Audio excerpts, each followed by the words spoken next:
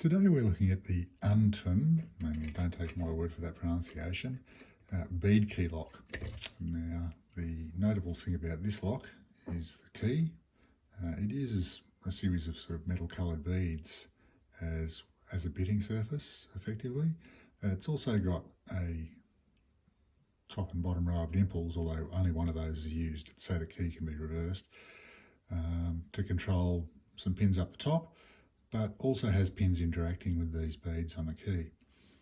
So I'll give you a bit of a close-up look at and what you're hoping for when you buy one of these is that you get one of each. I believe there are 3 different colours of beads, and you're really hoping you get one of each. So I've sort of lucked out with this lock.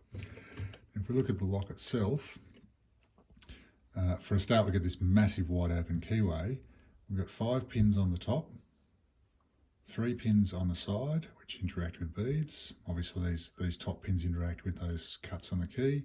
Then we've got 4 pins sort of on the lower side there. So total of 12 pins. No security pins that I can feel in there, but nevertheless, fair number of pins. Not bad tolerances in that this has a distinct binding order, and to save time I'm just going to follow that binding order. So we're going to start on the left hand side here, right at the back, the 3rd pin. Click there, come to the 2nd, click there, and the 1st. Click there, and a little bit of core movement. Then we're going to move down to the bottom right. Pin 1's loose. Click on 2. Click on 3. Nothing on 4. Move into the top. Pin 1. Nice click. 2. Little click. 3. Got a little click. 4's loose. 5's loose.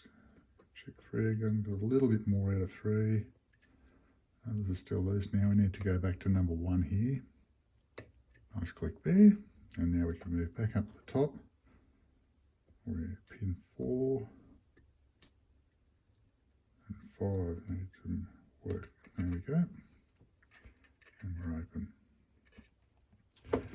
Let's lock that back up and we'll get on with gutting.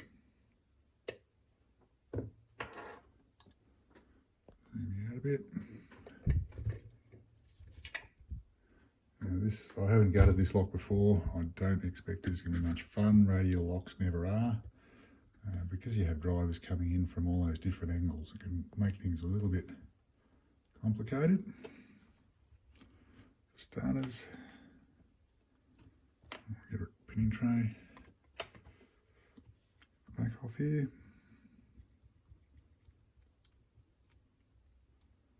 Convenient, this is like a sort of a slage where you've just got a pin to push down. You can screw the cap off, pin comes out, and there'll be a little spring in there. Now we'll get the key, and our follower.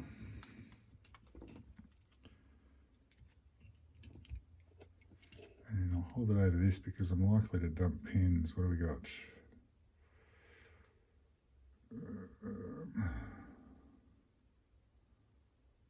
Put that there.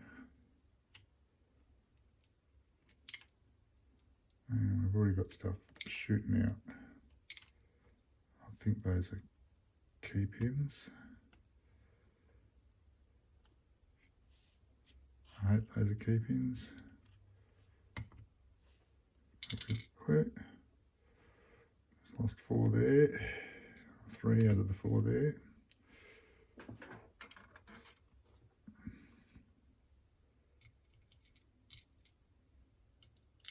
I'm not sure this is the right order.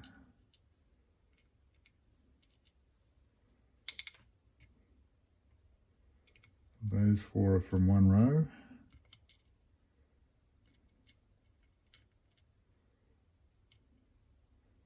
These 3 are from another row. And I'll have to figure out the correct order just by repopulating the core 1 row at a time with the key in, just to make sure that they're sitting at the right height. Right, so then we've just got the top to go.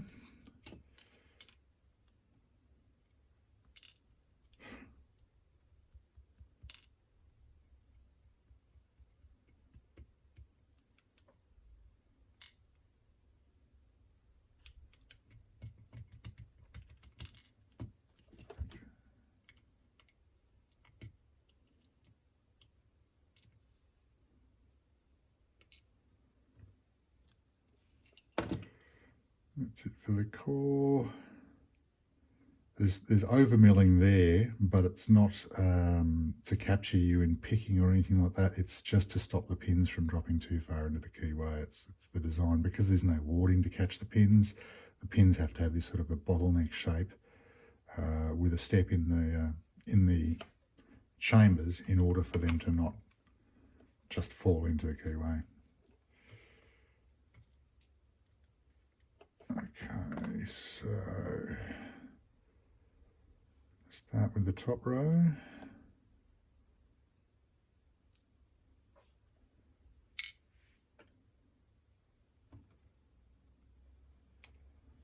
Driver 1.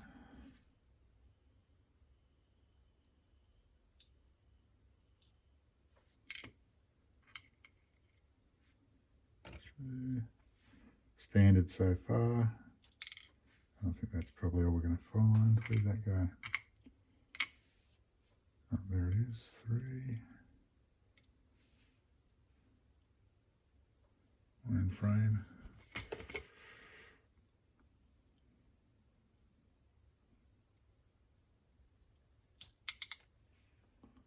4.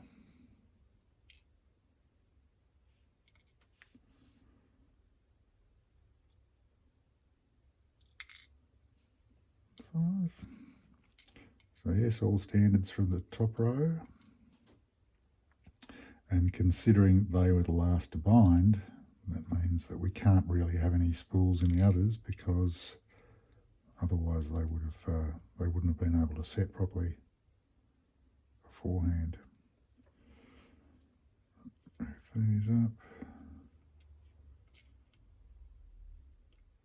I've got drivers below key pins here, which is a bit wrong, but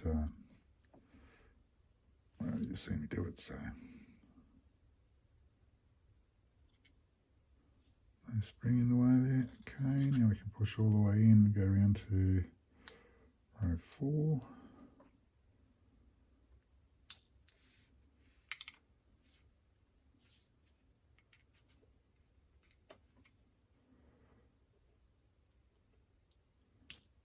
You'd have to be really keen to still be watching at this stage, because unless you really want to close up on the pins, there's going to be nothing to see here. This is all going to be standard drivers, so it's a very basic lock, 12 standard drivers. I guess the openness of the keyway does present some difficulty, because you've got nothing to sort of brace against. The pick wants to wobble around, and that has to do with my choice of pick there. I used a Dong dimple pick because they're quite bulky and robust, and I was using it, as you can see, pretty much like a hook.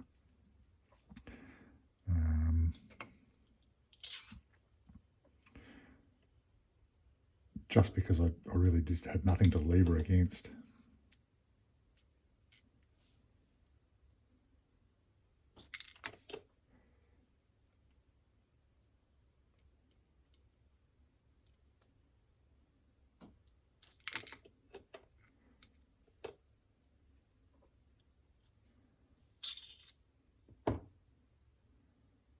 And that should be it. There is a ball bearing just in here. I'm guessing that is to do with, there we go, a detent in the core. So that just allows the lock to lock up positively in its locked state. Bring you in for a bit of a close-up. Oh, firstly, let me show you the box.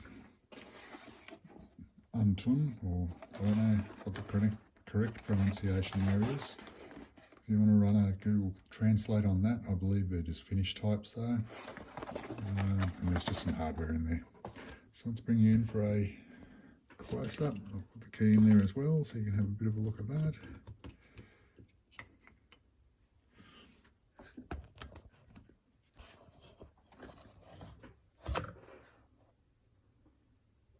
No pins.